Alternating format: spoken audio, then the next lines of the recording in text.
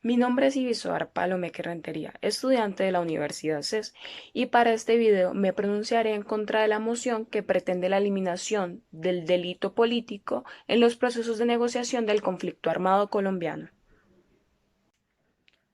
Al hablar de delito político en el ordenamiento jurídico colombiano nos encontramos con una particularidad, y es que no vamos a encontrar una definición taxativa de lo que es el delito político para efectos de la legislación colombiana.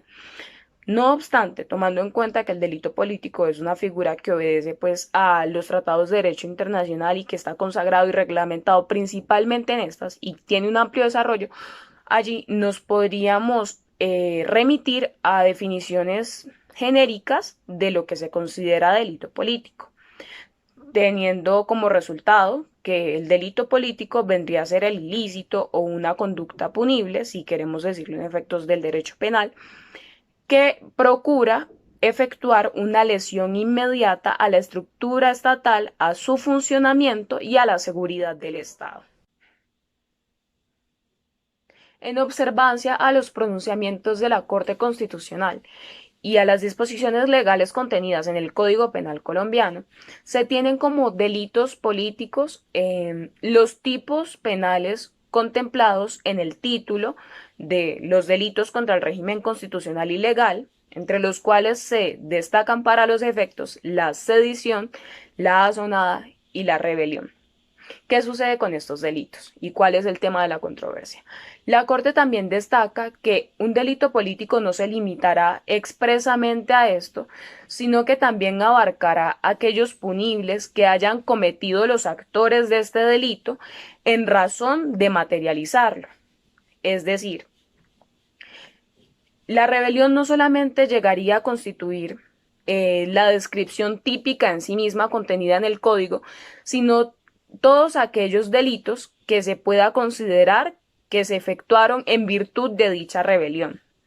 Así se constituirían todos estos punibles no como un concurso, sino como un delito político, y serían juzgados de conformidad con esto. Siga.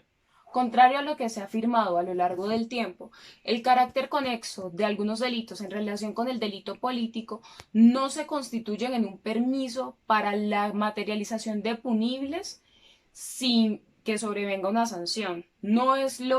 como muchos consideran un permiso para que los actores del conflicto armado salgan a delinquir sin repercusión alguna,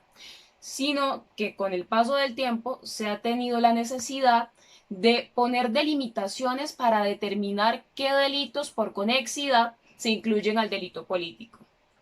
En principio se indica que los delitos de ferocidad, barbarie y terrorismo no pueden ser delitos conexos al delito político. Posteriormente, también se expresa que los delitos de carácter internacional, dado su alto grado de lesividad y la transgresión a los derechos humanos, como lo es el genocidio, tampoco pueden considerarse delitos conexos. La existencia del delito político en el ordenamiento jurídico colombiano, esta no surge por un amaño o una decisión caprichosa del legislador o del constituyente primario. Si nos remitimos a la época en la cual el constituyente primario se encontraba pensando la constitución del 91, Colombia vivía en un contexto azotado por la violencia, en un entorno completamente inseguro. Y uno de los requisitos, o si se quiere, uno de los objetivos que se plantea en la Constitución es garantizar la seguridad de los ciudadanos, no solamente la seguridad jurídica, sino también la seguridad efectiva. Preservar el derecho a la vida y otros bienes jurídicos que, por consiguiente, se entienden como fundamentales, no era solo algo de la inmediatez, sino un propósito que debía garantizarse a largo plazo. Y dado que una de las circunstancias que más acongojaban al país en ese momento era el conflicto armado, se tenía que encontrar una manera de conciliar con los actores del conflicto armado, incluso si esto implicaba dejar de lado la justicia por garantizar la paz. Al momento de citar a negociaciones o concertar una negociación con actores del conflicto armado, el gobierno ya es plenamente consciente de que no puede sentarse en una mesa a exigir, sino que lo que se va a realizar es una serie de concesiones. Concesiones tomando en consideración el propósito del diálogo por parte del gobierno, que sería dar finalización al conflicto. O sea, un cese total de las actividades de violencia que constantemente acaban vulnerando derechos de los ciudadanos y terminan en muchas ocasiones con los derechos también de aquellos miembros de la fuerza pública.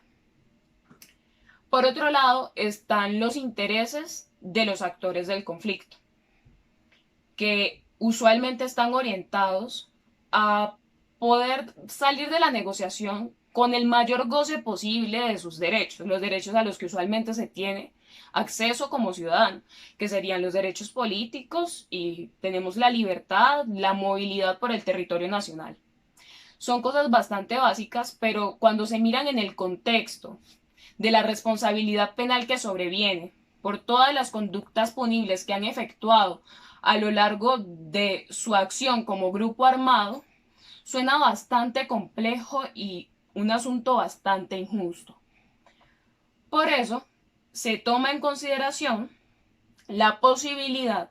de ceder con respecto a los lineamientos de lo que sería un debido proceso para estos actores del conflicto armado, con las sanciones pertinentes que correspondan a los actos que perpetraron, con el fin de que estos garanticen el cese total de la ejecución de dichos actos y se pueda, pues, establecer que las poblaciones estén libres de este atropellamiento y de estas constantes violaciones, estas transgresiones a sus derechos humanos.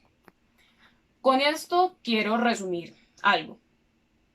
No es que el gobierno, cuando concede indulto o amnistía a los actores del conflicto armado, esté dando permiso para delinquir a estas personas o esté abriendo la puerta a que se cometan futuros delitos, sino que por el contrario lo que está tratando es de generar una interrupción total, una finalización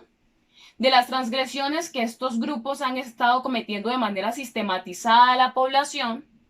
con la garantía de que posteriormente estos grupos no vuelvan a entrar en armas. Ese sería el costo por ceder ante la aplicación adecuada de la justicia. En vista de lo anterior, consideraría que sustraer el delito político de las negociaciones de conflicto armado sería un retroceso para el Estado, en tanto que esta es una de las mayores garantías y realmente de las concesiones más trascendentales que podría poner sobre la mesa en términos de la culminación o del cese total de las acciones de los actores del conflicto.